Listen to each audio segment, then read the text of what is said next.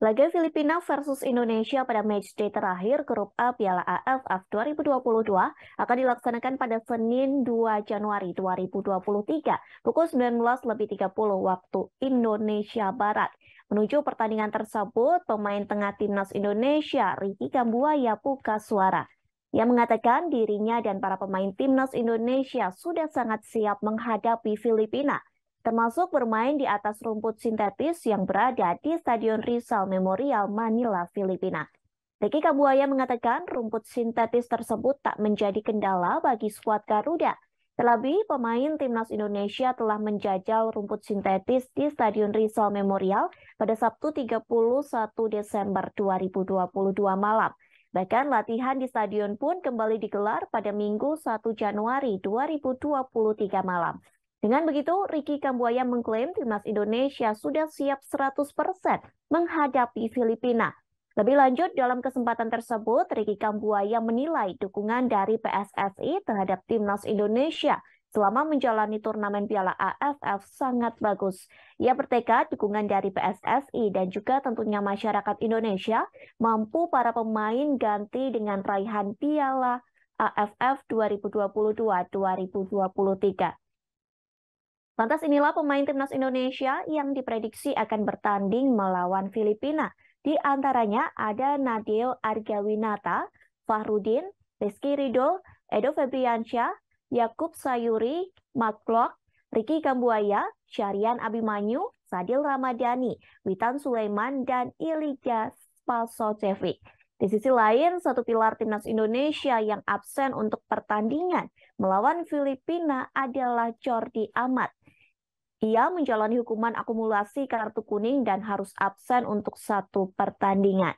Lantas timbul pertanyaan soal absennya Jordi Amat, apakah keberuntungan untuk timnas Indonesia?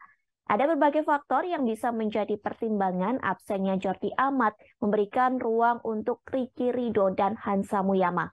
Di sisi lain, pemain Johor Darul Tazim itu punya waktu recovery lebih sehingga bisa tampil maksimal jika timnas Indonesia tampil di semifinal Piala AFF 2022. Sulit untuk menebak starting 11 timnas Indonesia di bawah asuhan Sinteyong. Pelatih asal Korea Selatan itu kerap bereksperimen dengan melakukan rotasi pemain. Bukan tanpa sebab, kondisi pemain, faktor lapangan, hingga strategi yang ia gunakan menjadi sekian alasan dari banyaknya pilihan. Namun yang pasti di gelaran Piala AFF 2022, posisi yang tak tergoyahkan di bawah mister gawang dihuni Nadeo Argawinata.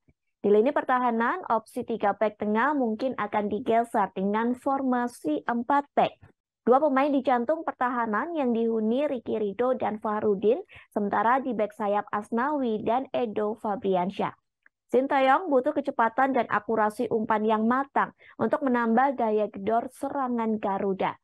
Oleh karena itu, peran aktif pemain bek sayap sangat dibutuhkan dalam strategi permainannya. Lantas timbul pertanyaan, mengapa Edo yang menjadi bek sayap dan bukanlah Pratama Arhan? Keduanya memiliki olah bola yang baik ditunjang dengan kemampuan individu yang cukup. Namun permainan Edo jika dilihat saat melawan Trans Nusantara FC punya keunggulan dari caranya memberikan umpan. Seorang bek sayap harus aktif, cepat, dan tanggap dalam menghadapi serangan lawan serta membantu serangan tim. Ia bisa mengirim umpan silang dari sisi sayap sebelum masuk sepertiga akhir lapangan lawan yang mengarah ke kotak penalti. Akurasi umpannya saat menghadapi Brunei menghasilkan 2 gol untuk timnas Indonesia yang dicetak Egy dan Yakub melalui sundulan. Beralih ke lini tengah, Sinteyong mengajak Ricky Kambuaya dalam sesi pre-match conference yang berarti pemain Persib tersebut akan starting kalau tidak ada kendala. Kehadiran Kambuaya akan meningkatkan impresi serangan skuad Garuda. Terlebih jika disandingkan dengan Syarian Abimanyu atau Marcelino yang memiliki olah bola mumpuni. Kedua pemain muda Indonesia itu punya timing yang baik dalam permainan. Tentunya saya dan pemain kami datang ke sini kami sudah siap ya. Jadi untuk pertandingan besok saya pikir kami siap memaksimalkan hasil yang baik untuk. Ya, itu aja.